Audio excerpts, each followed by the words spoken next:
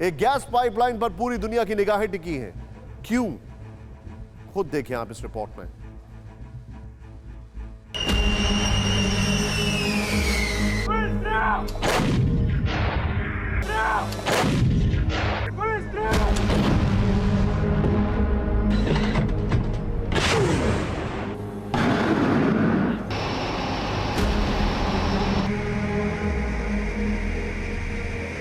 Ukraine पर Putin की brigade जमीन से हमला करे।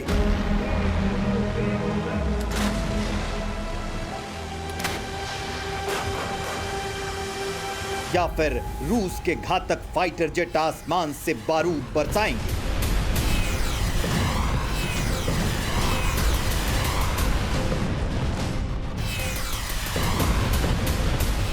या फिर ब्लैक सी में रूसी नेवी विध्वंसक कोहराम मचाएगी।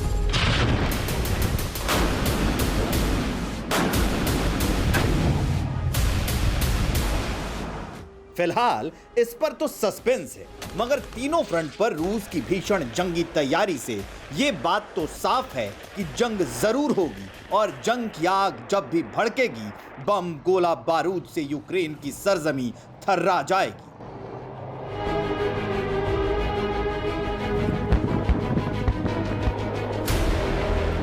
क्योंकि रूसी प्रेसिडेंट पुतिन के अंदाज को देखकर लग रहा है कि यूक्रेन से युद्ध होगा, हर कीमत पर होगा।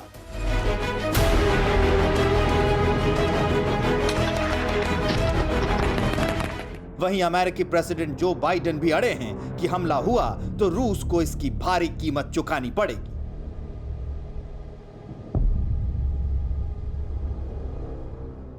लेकिन सवाल है कि रूस और अमेरिका की जंगी अदावत के पीछे का सच क्या है? क्या यूक्रेन की संप्रभुता के नाम पर अमेरिका जो कह रहा है यही 100% सच है? क्या वाकई अमेरिका यूक्रेन की रक्षा करना चाहता है?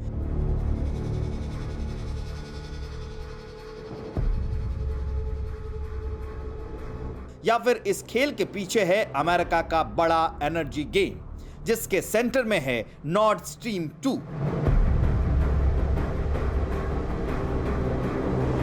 यानी रूस से जर्मनी तक जाने वाली गैस पाइपलाइन, जिस पर रूस ने पानी की तरह पैसा बहाया, जो अमेरिकी आंख की किरकिरी है।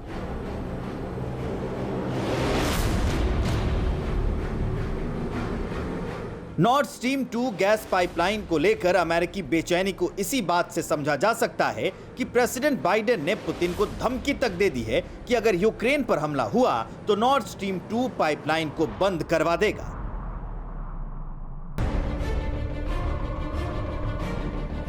अगर नॉर्ड स्ट्रीम 2 पाइपलाइन को रोका गया तो न केवल रूस को भारी नुकसान होगा, बल्कि जर्मनी की भी मुश्किलें बढ़ेंगी, क्योंकि पाइपलाइन का निर्माण पूरा हो चुका है लेकिन अभी चालू नहीं किया गया है। अब सवाल यह भी है कि अगर यह पाइपलाइन रूस और जर्मनी के बीच है तो अमेरिका कैसे रोक सकता है, और पाइपलाइन को लेकर अमेरिका परेशान क्यों है? यह पूरा खेल हम आपको समझाएंगे, लेकिन पहले यह जान लीजिए कि क्या है नॉर्ड स्ट्रीम 2 पाइपलाइन और यह रूस के लिए नाक की लड़ाई क्यों है।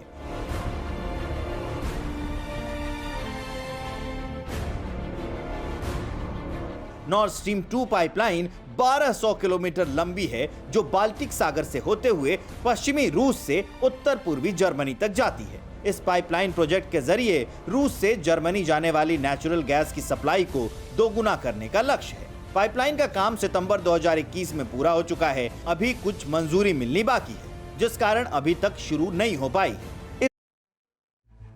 ऐसे हालात में भारत समेत पूरी दुनिया महायुद्ध की आहट को महसूस कर रहा है और रूस और यूक्रेन के बीच भी तनाव लगातार बढ़ता जा रहा है और बार बार अमेरिका और नेटो की चेतावनी के बावजूद रूस अपने रुख पर कायम है।